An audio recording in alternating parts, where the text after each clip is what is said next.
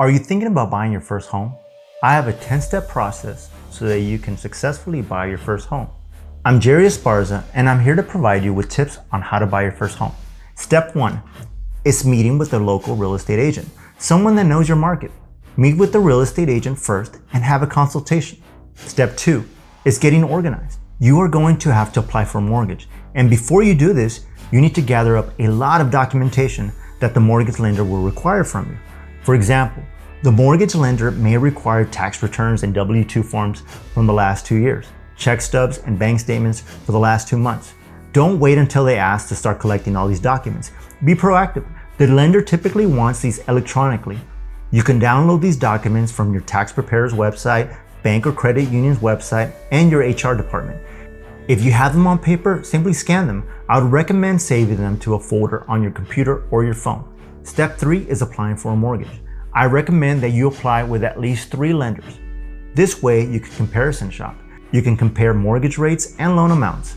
That way you know what you qualify for. This is also a time when you determine how much down payment you can provide. This is something you will be asked when applying for a mortgage. This is also the time to see if you qualify for any down payment assistance. There are many programs out there for you to pick from. Many clients are concerned that their credit score will drop significantly if they have a hard credit pull. The credit reporting system is designed to allow for you to shop around for a mortgage. So don't be concerned about reducing your credit score due to these hard pulls, as long as you apply shortly thereafter.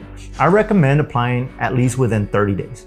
I recommend you apply with at least 3 lenders, the one your realtor recommends, your current bank or credit union, and a mortgage broker. A mortgage broker works with different lenders to try to find the best deal for your situation. Keep in mind that you're not going to decide on a lender until you get close to going under contract. You will have those lenders that you can go back to. What you're looking to get from these lenders is a pre-approval. They will give you a certain amount based on your credit and income. The lenders take all these documents you provided as well as your credit score to come up with this pre-approval. Let's say, for example, they give you a pre-approval for $500,000. I recommend that in your budget, you give yourself a buffer of at least 10%. So look for a home that has $450,000. You don't always want to go up to your maximum loan amount. Lenders are basing your pre-approval off your gross pay and not your net pay. Gross pay is the amount before taxes and other deductions are taken out. There are 4 primary mortgage loan types: conventional, FHA, USDA, and VA. Conventional and FHA are the most popular. USDA is for a house in a rural area, and VA loans are for veterans. Step 4 is when you start shopping for your home. This is when the fun begins. I recommend that you find the best bang for your buck. This is when I make my clients aware of the type of market that we are in.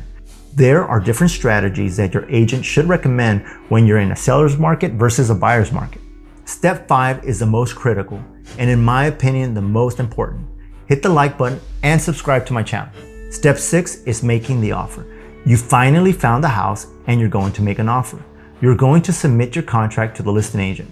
They are either going to accept, counter, or ignore your offer. Your real estate agent will help you through the process to get your offer accepted. Step 7 is when you have a binding contract. A binding contract is when you and the seller have signed the offer. Step 8 is being in escrow. Now that you have a binding contract, you can go into escrow. There are a few things that are going to happen while in escrow.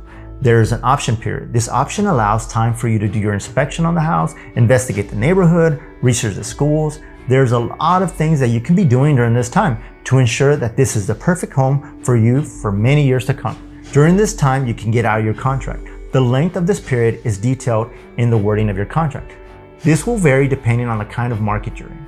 You will see shorter periods in a seller market and longer periods in a buyer's market. These dates are extremely important. You want to get your inspections completed before this time expires. At this point, you can still walk away from your contract. You can terminate the contract, or you can work with the seller to negotiate any repairs that you may deem necessary.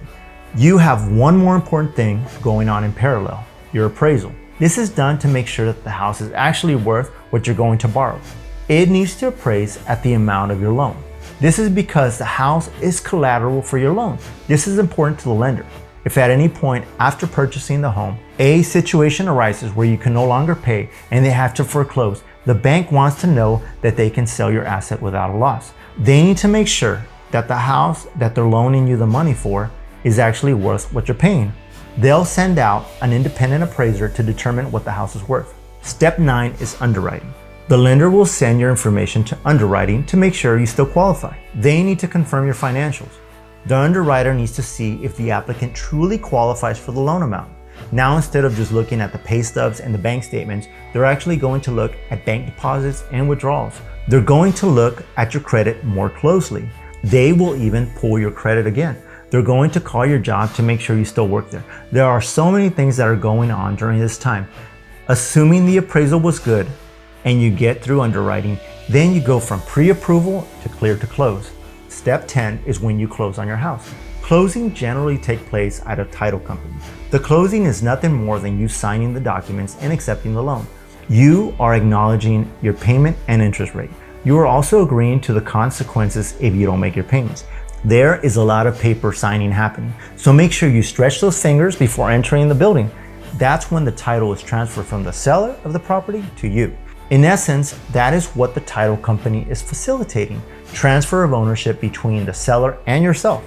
There's nothing major that should come up closing. Closing generally should be a smooth process.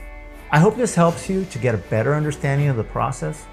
Thank you so much for watching, and don't forget about step 5, like and subscribe to my channel. Congratulations in advance for purchasing your first home.